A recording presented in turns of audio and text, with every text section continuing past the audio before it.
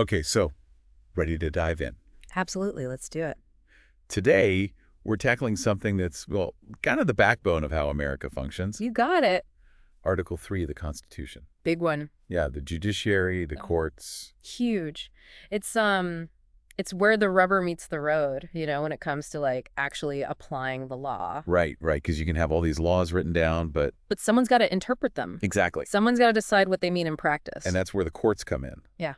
And this article, Article 3, it lays it all out. The whole structure, the powers, the limits.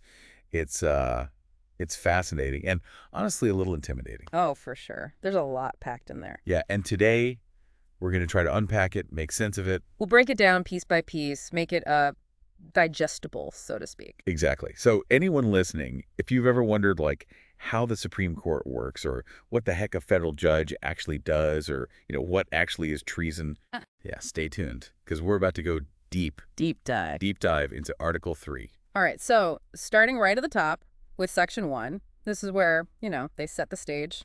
Lay the groundwork. Yeah, they establish the Supreme Court right off the bat, like, boom, this is the big one, the highest court in the land. And then Congress gets to create the lower courts. Exactly. District courts, courts of appeal, the whole federal court system, that all flows from this one little section. Okay, so structure, check. But then there's this phrase that always gets me. Good behavior. What does that even mean? Right. So that's where things get really interesting because good behavior in this context translates to lifetime appointments for federal judges. As long as they're not impeached for, some serious wrongdoing, they're in for life. Whoa.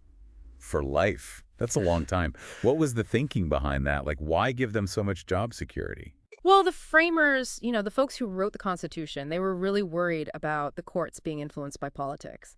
If judges had to worry about getting reelected or pleasing a certain party, their decisions might not be, well, impartial.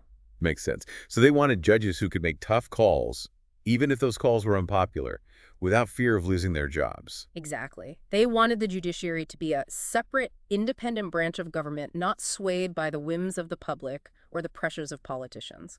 That's a pretty powerful concept. Yeah. But it also raises some questions, right? Like, what if a judge just isn't doing a good job or their rulings seem completely out of touch with, the times? Right. That's the flip side of the coin. Lifetime tenure can also lead to stagnation on the bench, right?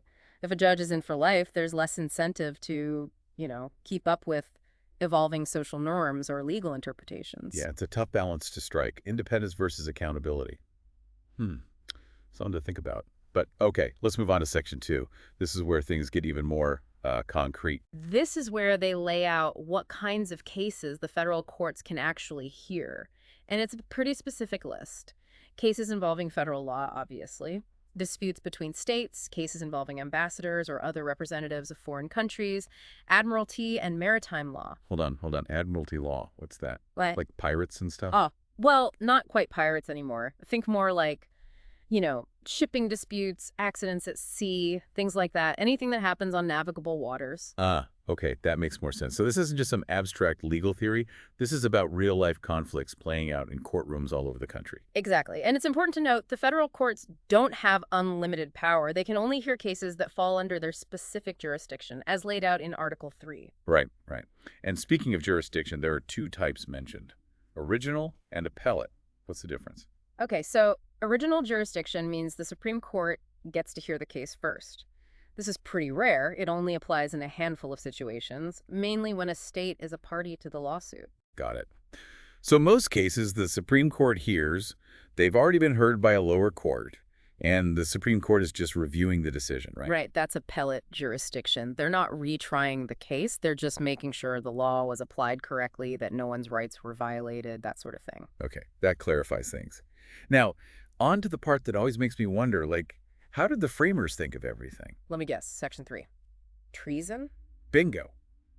Treason. It's such a loaded word, full of historical baggage.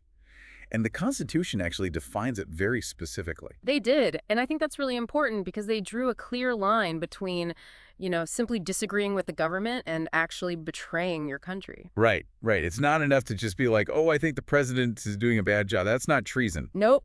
Not even close. The bar for treason is set incredibly high, and for good reason. They didn't want treason accusations being thrown around lightly, used as a political weapon. So what does it actually take to be convicted of treason? Like, what's the proof? You need either two witnesses to the same overt act of treason or a confession in open court. No hearsay, no speculation, no "I heard it through the grapevine" kind of stuff. Hard evidence, plain and simple. That's a pretty high bar to clear. It is, and that was intentional. They wanted to make sure that treason convictions were based on solid proof, not just political maneuvering. Now, the Constitution doesn't actually specify the punishment for treason. Oh, really? So who decides that? Congress gets to decide the punishment, but the Constitution does set some limits. They can't punish the traitor's family just because they're related, and any forfeiture of property can only last for the lifetime of the person convicted. It can't be passed down to their heirs. Wow. So even in dealing with treason, the Constitution emphasizes fairness and proportionality. That's pretty remarkable, and we've only covered 3 sections. It's true. Article 3 is short, but man, is it dense. Structure of the courts, types of cases, lifetime appointments, treason. It's all in there. It's a lot to process.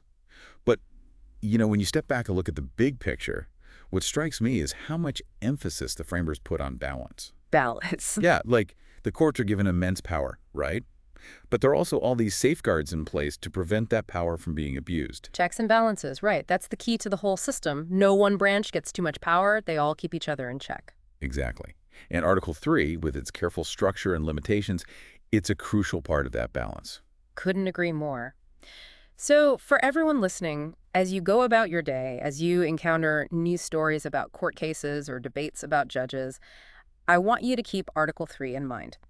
Think about the framers' vision, the balance they sought to create, and ask yourself, how is that vision holding up today? How is that balance being maintained or challenged in the 21st century? That's a good question to ponder. And on that note, we'll wrap up this deep dive. But the conversation doesn't end here, folks. Keep exploring, keep thinking, and we'll see you next time for another deep dive into the fascinating world of the U.S. Constitution. Until then. See ya.